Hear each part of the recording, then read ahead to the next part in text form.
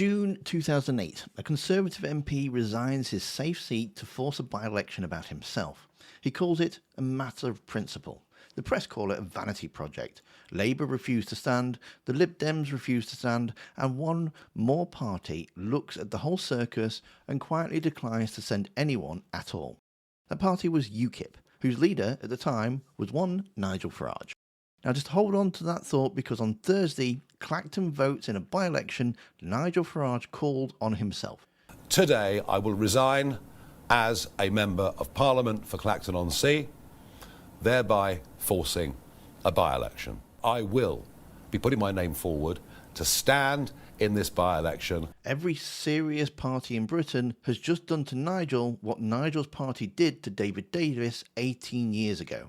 And by the end of this video, you'll see why the number he reads out on Thursday night, whatever it is, settles absolutely nothing. So you all know the Harborne story by now, so I'll skip the recap. What matters today is the move he's made off the back of it. Resign, force a by-election, let Clacton decide before the Commissioner's report.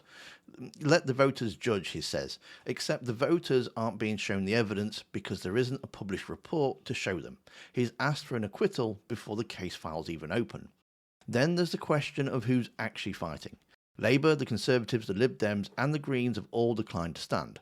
His principal opposition on Thursday is Count Binface.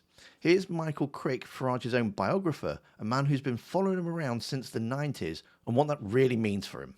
I mean, the poll I saw was what he was on about 70% or something, and Binface on about 20. Well, you know, everybody expects Farage to win handsomely, unless he does. It's going to be an embarrassment. It's like, you know, a Premier League team playing a non-league side that nobody's ever heard of, and everybody expects them to win 8-0. And if they only win 1-0 or 2-0, you know, it's almost a humiliation for them. The poll that Crick's seen puts Farage around 70%, Binface on around about 20%, which to me is embarrassing in itself. That's a heavy reform area, so he should be polling around about 90-odd%. Back in 2008, against 25 opponents, that included the Monster Raving Loony Party, a candidate from the Church of the Militant Elvis, and David Icke, David Davis got 71% on the 34% turnout. And nobody then or since has treated that result as vindication of anything. It's remembered as the score you get when nobody serious turns up. I think this has been a complete misjudgment by Farage. And he should have realised that the other parties wouldn't play ball. And the 2008 comparison gets better the closer you look. David Davis resigned over Labour's plan to detain terrorist suspects for 42 days without charge.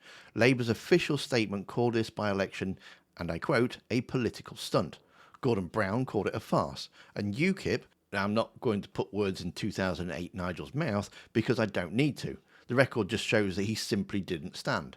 And the closest UKIP got to the whole thing was one of his MEPs offering to campaign for Davis. Farage's own operation understood 18 years ago that when a man resigns a safe seat to hold a referendum on himself, the serious move is to stay home and let him wrestle with the Elvis impersonator alone. And one of the details I actually quite like is that the 42-day policy that Davis resigned over died anyway, 3 months later in the House of Lords, killed by a boring parliamentary scrutiny. The exact thing a stunt of by-election exists to escape. Davis' 72% changed nothing. The process he tried to short-circuit was just carried on without him. And Clacton is in no way representative of the country as a whole.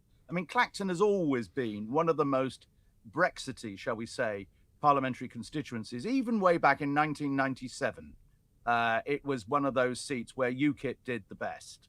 And he's right. And Farage knows he's right, which is why he picked this fight there.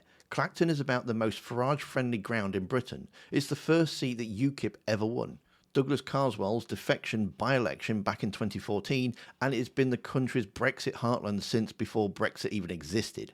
If you sat down to design a constituency guaranteed to forgive Nigel Farage for anything short of, well, murder, I suppose, you'd just draw Clacton. And that would have been a proper by-election, and we would have had all the evidence about what Farage's donations and whether he was a politician at the time or not, and all of that.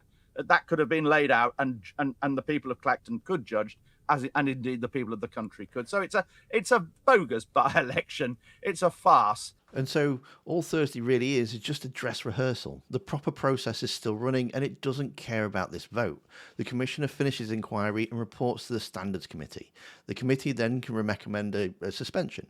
And under the Recall of MPs Act, a suspension of 10 sitting days or more opens a recall petition in Clacton. And then, if 10% of his constituents sign it, the seat is vacated and there's another by-election at a cost of another £350,000 towards the Clacton residents. A real one this time, for after the report is published with all the evidence on the table against actual parties, none of whom consider themselves remotely bound by a contest they just boycotted. So a man who lost 7 parliamentary elections before he finally won one may have engineered a situation where he has to win Clacton twice in a single year, and the second time with the full case file and every voter's hands. Now, I do cover all of this, and if it's something that you enjoy, please hit that subscribe button if you haven't already, and the memberships are open if you'd like to support the channel that way too. One last other 2008 little detail as a little treat. When Davis pulled his stunt, the £80,000 cost to the taxpayer annoyed one Labour cabinet minister so much that he publicly demanded that Davis pay for the by-election out of his own pocket.